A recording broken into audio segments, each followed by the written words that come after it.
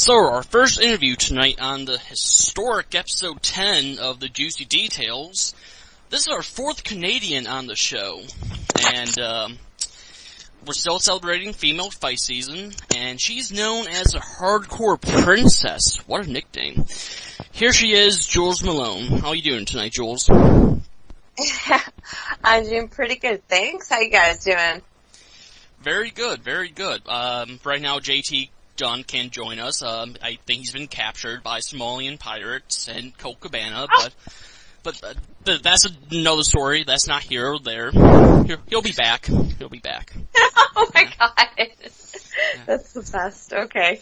Yeah. I love it. Actually, Jasmine might be behind it. Last week she admitted she was a terrorist, so it's entirely possible. Yeah, well, there you go. She's a scary girl. That she is. So, let's get right into it. So, first question I always like to ask is, how did you first get into professional wrestling when you were younger? How did you first become a fan of it? I first became a fan of professional wrestling when I was probably about 3 or 4 years old. My dad, who was who was born in England, came over here when he was in his 30s. He introduced me to wrestling by the age of 3. So, yeah. What were you watching back then when you were younger? Were you more of a WCW girl or WWF, or were you actually introduced to the independent scene? No, it was like WWF. Do you remember any of your favorites growing up? Jake the Snake Roberts, Macho Man Randy Savage, Hulk Hogan, to name a few, Brutus Barber Beefcake. Brutus. Yeah, that's like just growing up, you know? I don't hear too many people say one of their favorite wrestlers were Brutus the Barber Beefcake. No offense to Brutus, excellent barber. But I have a little bit of a favoritism here because I decided to become a hairstylist before I became a wrestler. Oh, okay, so you kind of had a common kind of connection with him. Yeah. You both like cutting hair, you both like wrestling, there you go. Yeah, I did that. Yeah, that's not the only thing I did before wrestling. When did you decide you wanted to actually become a professional wrestler? When did you decide you wanted to train? I decided to become a professional wrestler when I was on my friend Sean and Misty's parents' house. I was sitting on their thing. I was like, you know what? I'm gonna go be a wrestler. They're like, go for it, Michelle. Go for it. Did you? And that was probably about 3 years ago. Did you get right into the training, or did you actually do a little bit of backyard before you actually got into some serious training? Well, the interesting fact is that in 1999, I think it was in 99, I was actually a manager. Oh, you were a valet? Mm-hmm.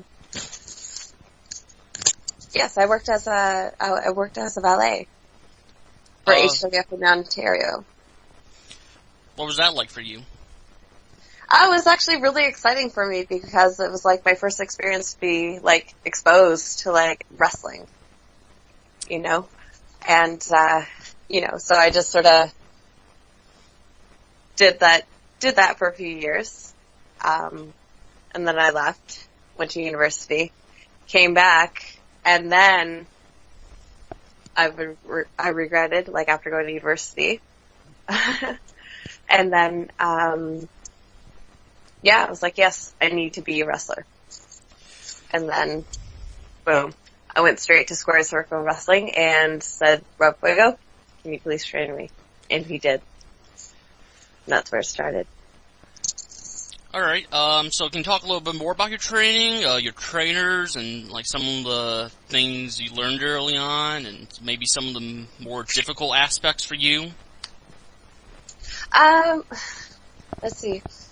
So I started my training with Rob and Jordan Marquez, and honestly, like, I was there for about a year and a half, going like 3 days a week, and it was just like pretty intense training.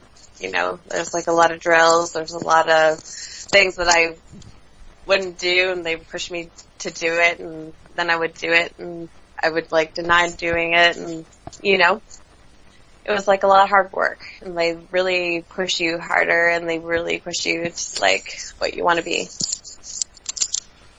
Was there ever a moment in training that you actually thought of, like, hey, maybe this is too hard for me, or did you want to stick through it, go all the way through? Nope, I knew, I was like, you know what, I have to go through this. Like, this is nothing.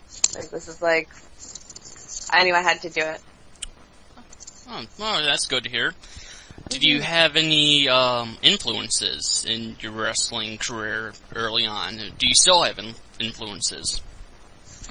Oh, yeah, when I was younger, you know, I was just looking at, like, Moolah and stuff like that, and, who else?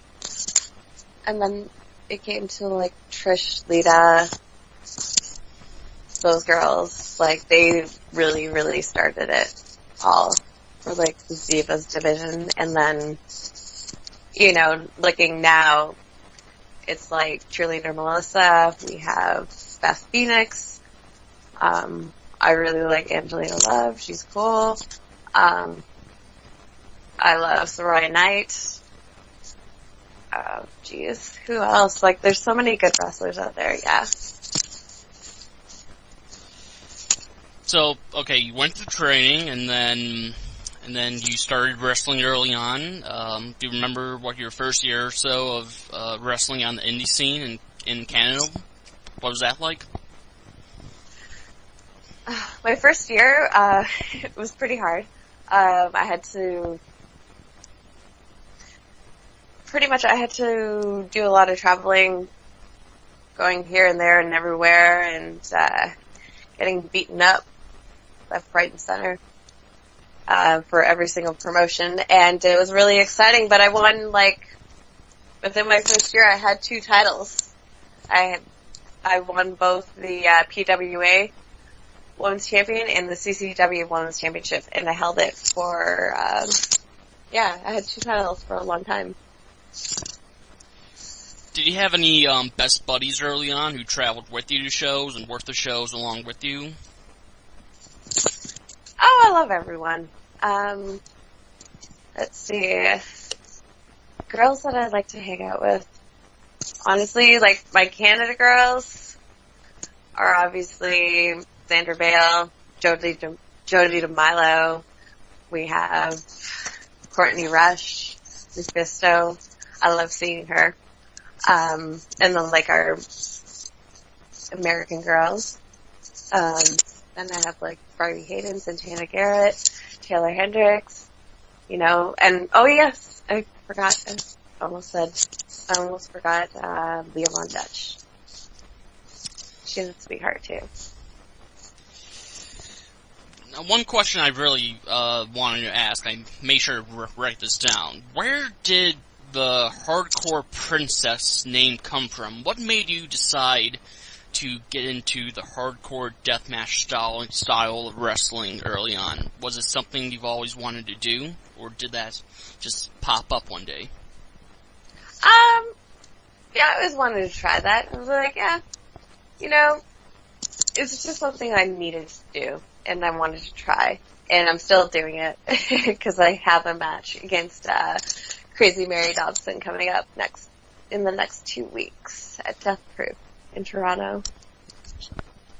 Oh, what a coincidence. Mary Dobson will be our second guest on episode 10 here today.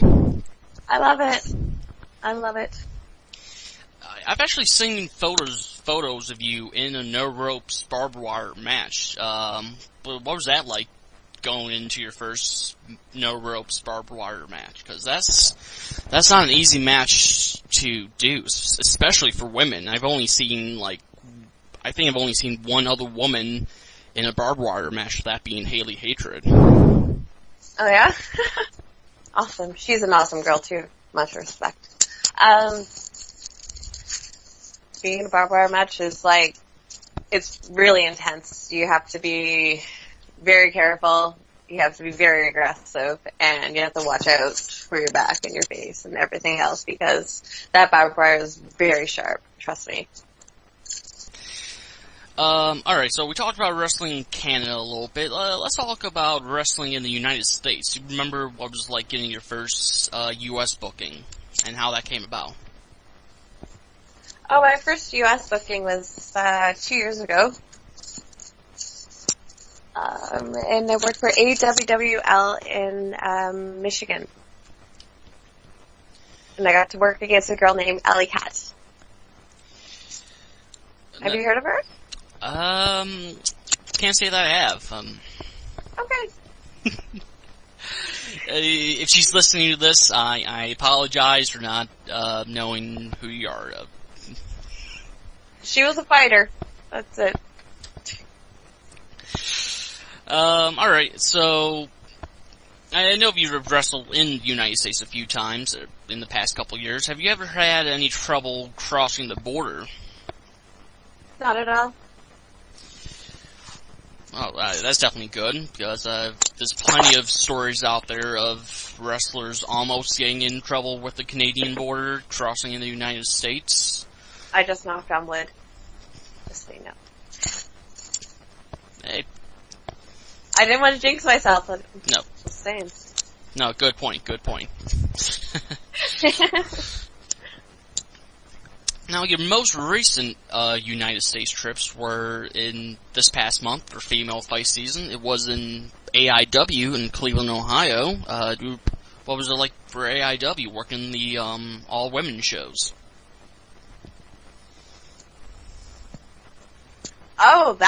Oh my gosh. That was quite the experience. It was a debut for me at AIW, and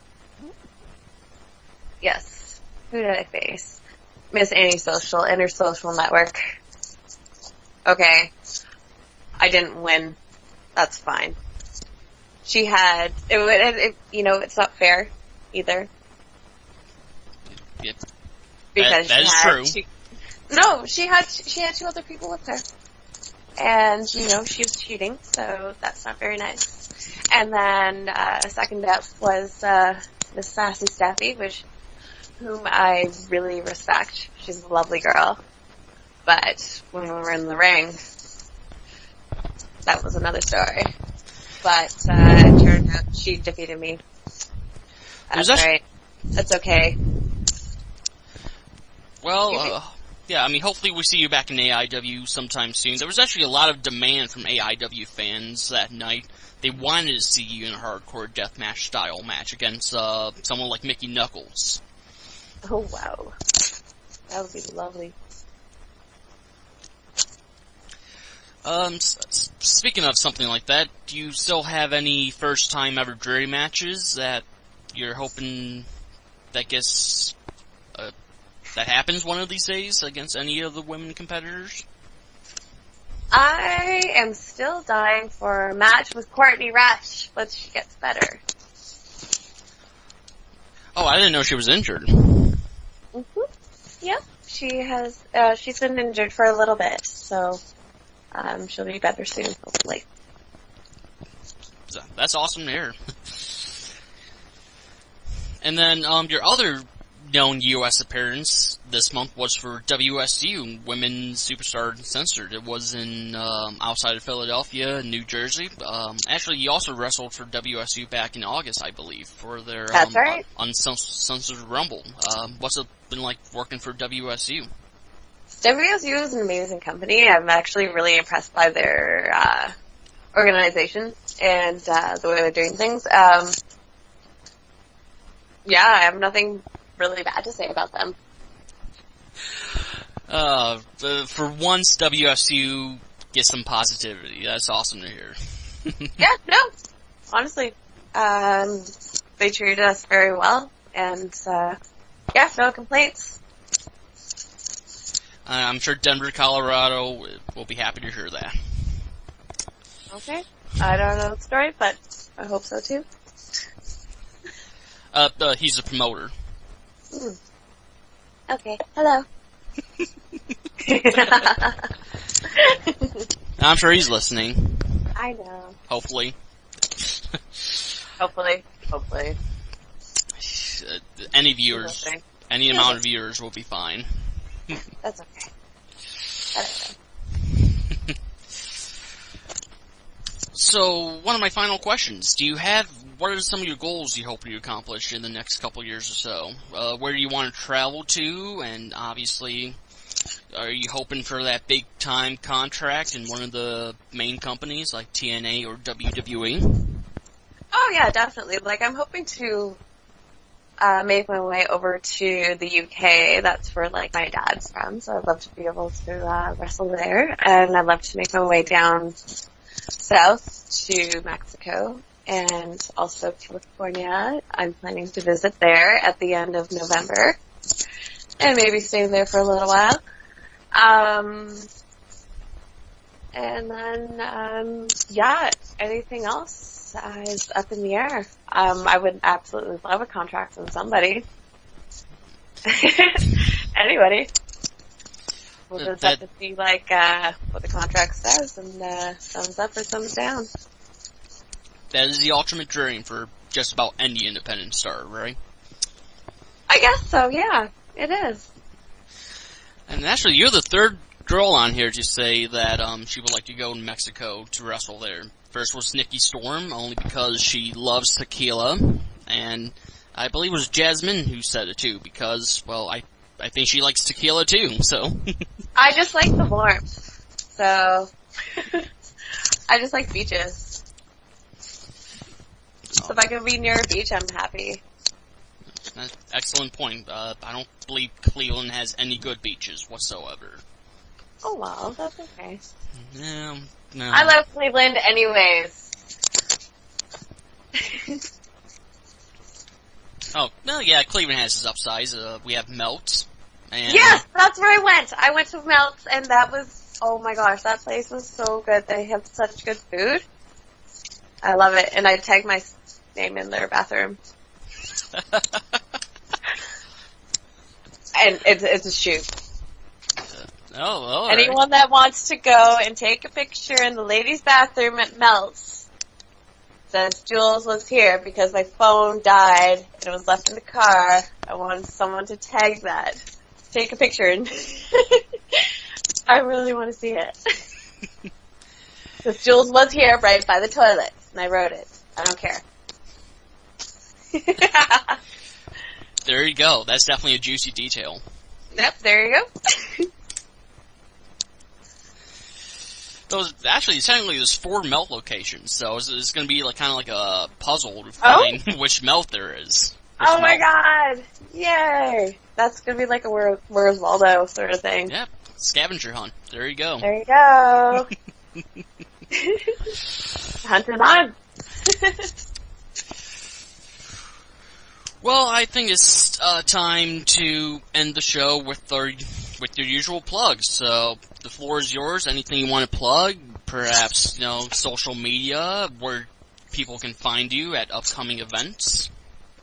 Anything you want to plug. Okay, great. Yeah, if anyone wants to check me out, you can check out my website, which needs to be updated. It's at JewelsMalone.com. It's JewelsMalone.com. And then you can add me on Facebook at Jules Malone, Twitter at Jules Malone. And if you want to check out any of my videos, just go on to Google. Go into the search engine and type in Jules Malone. You'll see some wrestling and you'll like it. That's all I gotta say. That'd be funny if the first video that popped up would be a video of someone finding the Jules Malone tag at Melt. That would be the best thing in the world. It would. I would love to see who finds it first. Alright, well, Jules, thank you for joining us here. It was a Thank you so much for having me. Pleasure to have you on. Any final comments? No, nothing really, but, thank you. I would love to come back to Cleveland and, see if anyone, likes me back. Maybe go to the other 3 melts and keep writing your name on the bathroom walls. Yep, keep it coming. I'm taking over the melts. Oh, there you go. There you go. Well, Jules, thank you for joining us here on episode 10, historic episode 10 of the Juicy Details. Okay, and tell Crazy Mary I'll see her soon. Oh, yep, I'll send along the message. Thanks, bye.